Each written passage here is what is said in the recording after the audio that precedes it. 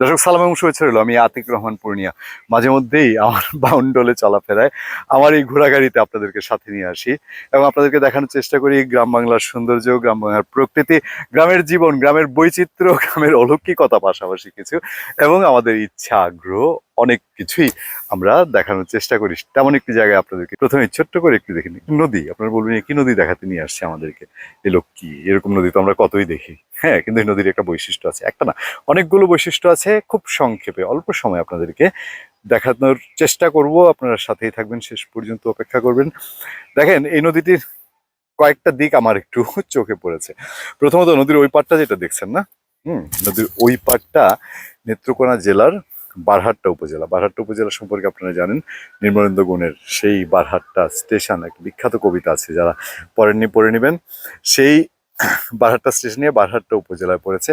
এটা বারহাট্টা উপজেলার সিন্ধিয়া ইউনিয়ন। আচ্ছা, তারপর আপনি যদি এদিক দিয়ে পার হন, মানে হচ্ছে আমি যে জায়গায়, হ্যাঁ, এই পাশটা নদীর ঠিক অপোজিট, আমি সিন্ধা যেটা বলছিলাম তার উল্টো দিকে এই পাশটা হচ্ছে আপনার নেত্রকোনা জেলার মোহনগঞ্জ উপজেলা। ভাগ করেছে কি এই একটা নদী। শুধু মনে করবেন না যে দুইটি উপজেলাকে ভাগ করেছে, এই জন্য আপনাদের এই দেখাতে নিয়ে আসেনি, আরো দেখানোর আছে। এবং এই কংস খরস্রোতা এক সময়ের খুব যৌবনা কংস, আমরা শৈশবেও যা দেখেছি। এই পাশটা দিয়ে আপনি যদি যান, মানে এটা নদীর একটা বিশাল বাঁক। এই জায়গাটায় আপনি গেলে এই দিকটা যা দেখছেন, এদিকে হচ্ছে সুনামগঞ্জের ধরমপাশা উপজেলা। সুনামগঞ্জের ধরমপাশা উপজেলা। তার মানে এই নদীর একটা বাঁক, এটা এত বড় বাঁক। সাধারণত আমরা অনেক নদীতে গিয়েছি, দেশে বিদেশে প্রচুর নদী দেখেছি, আমি ইউরোপ আমেরিকার নদীগুলোও দেখেছি এবং ভারতের নদীগুলোও দেখেছি।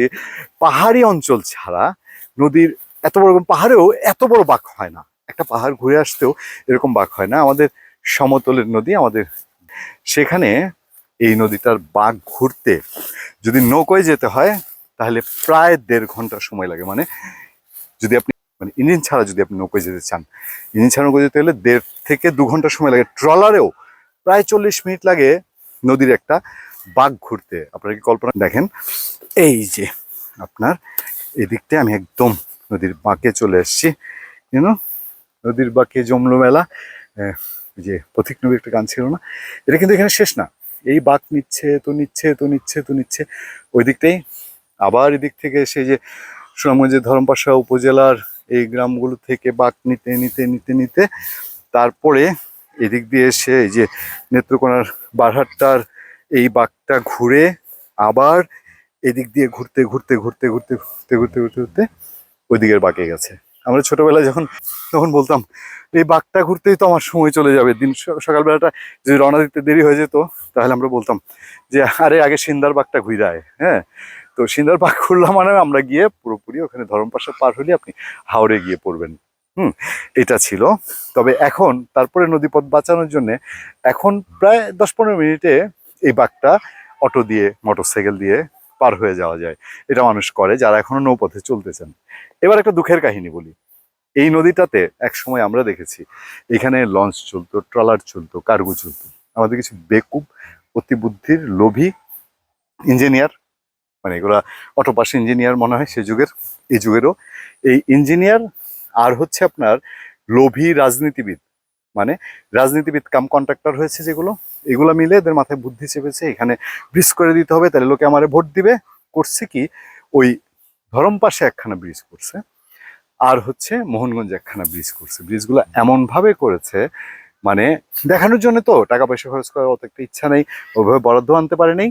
এই ব্রিজগুলো নিচু করে করেছে, ফলে এরপর থেকে লঞ্চ চলাচল এদিকে টোটালি বন্ধ, নৌপথটাই বন্ধ। নদীটা মরতে মরতে মরতে কোনোভাবে বেঁচে আছে। এই যে এখানে যে পানি দেখছেন না, এটা তো বাঁক, তো এই বাঁকের মধ্যে এই জায়গাটায় গভীর, এই যে এখানটায় গভীর, এখানে প্রায় 30 ফিট পানি আছে এই চৈত্র মাসে।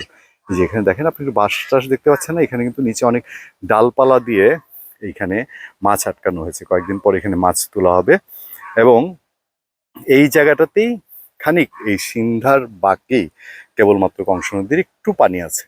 আর পুরো নদীতে দিয়ে ধরমপাশার দিকে যান, একেবারে হচ্ছে মানে হাঁটু পানি অনেক শুকিয়ে গেছে, একদম পুরো কড়কড়া শুকনো, মানুষ হেঁটে পার হয়। আর আপনি মোহনগঞ্জের দিকে যান, সেখানেও হেঁটে পার হয়। যেখানে এই ধরমপাশা এবং মোহনগঞ্জ উপজেলা দুটি প্রতিষ্ঠিত হয়েছিল এই বিখ্যাত কংস নদীর কারণে বা কংস নদী নিয়ে, দেখেন মানুষের জীবনযাত্রা এখনো নদী নির্ভর।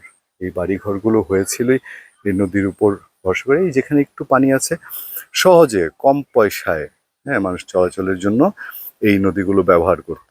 কিন্তু লোভী এবং অপরিকল্পিত মানুষজন যারা শুধুমাত্র পয়সার দিকে তাকিয়েছে, আমাদের নদীগুলো শেষ করে দিয়েছে। তেমন একটি নদী শেষ হয়েছে এই কংস। আমরা ছোটবেলায় কংসে ঝাঁপ দিয়েছি, বিশ্বাস করবেন না। একদিকে ঝাঁপ দিতাম ফুটবল খেলে এসে স্কুল থেকে বিকালবেলায়, আরেক দিকে দূরে আমাদেরকে নিয়ে ভাসিয়ে তুলতো। আমরা সেই আনন্দ, শৈশবের স্মৃতি আমার সারা জীবন মনে থাকবে। সেই স্মৃতি নিয়েই আসা এত বছর পরে।